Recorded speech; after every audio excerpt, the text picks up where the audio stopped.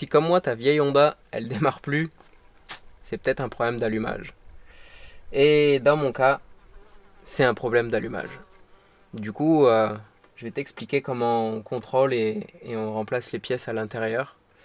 Euh, Aujourd'hui, ce sera une bobine d'allumage qui nous a lâché, ce qui est le cas très souvent sur les Honda des années 90 jusqu'à 2000. Donc, on se retrouve pour un petit déballage de pièces détachées et ensuite sous le capot pour remplacer tout ça. Je suis pas un grand youtubeur, je suis pas sponsorisé par Autodoc, mais je commande quand même chez eux.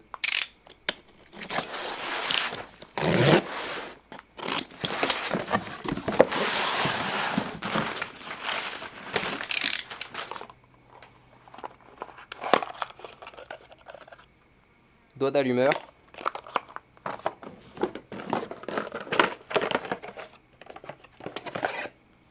Tête de Delco.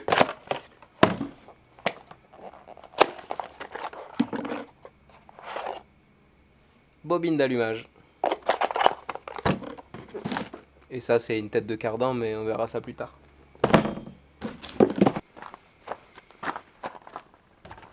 Bon, pour commencer, on va démonter la tête de Delco.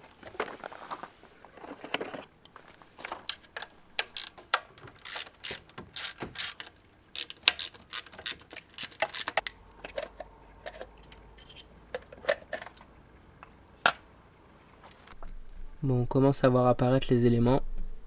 Donc tu vois ici, derrière le cache, tu vois la bobine.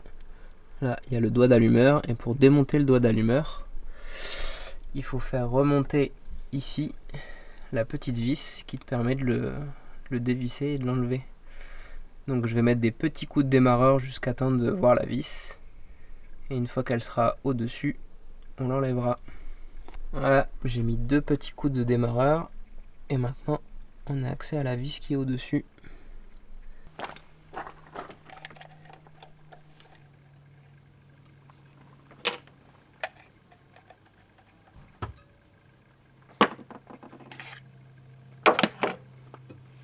Maintenant qu'on a accès à la bobine, on la dessert.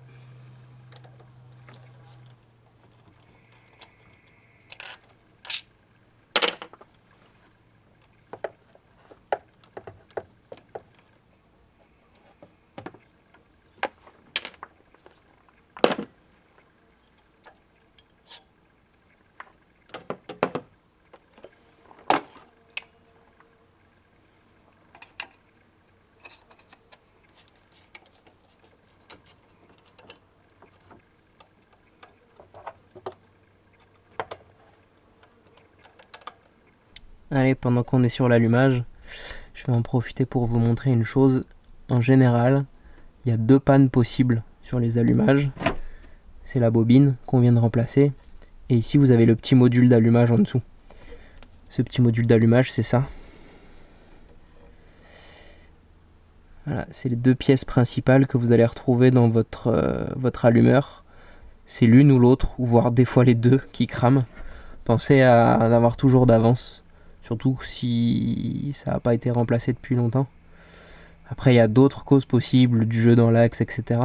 Mais généralement, c'est soit la bobine, soit le module. Du coup, on peut continuer le remontage. Hop, on remet le petit cache. On a un doigt d'allumeur tout neuf. On va mettre celui-là.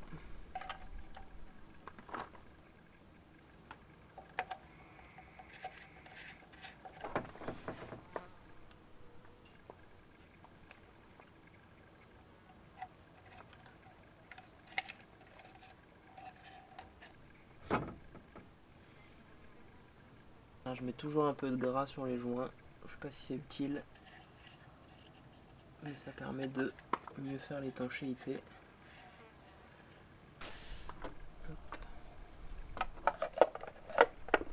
Par contre, sur les têtes de Delco Bosch, ce qui est un peu con, c'est que les vis ne tiennent pas toutes seules par rapport à un origine où on peut pas les enlever. Donc essayez de pas les paumer dans le moteur. Ça m'est déjà arrivé, c'est un peu chiant.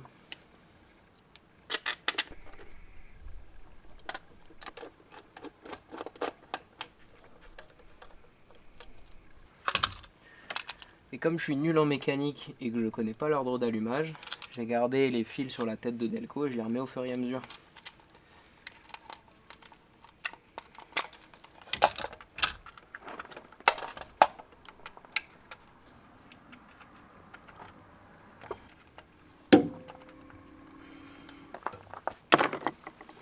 Et normalement, si je suis pas trop mauvais dans mon diagnostic, ça démarre.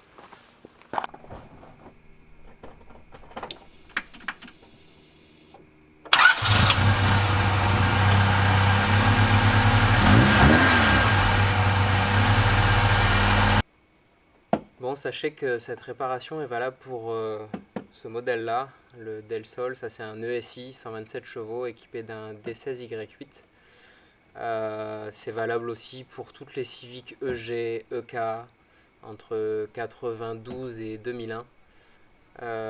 Les séries B aussi, puisque là elle est équipée du D16. Tout ce qui est B16, B18, B20, les Honda CR-V phase 1 aussi. Ils ont tous le même problème.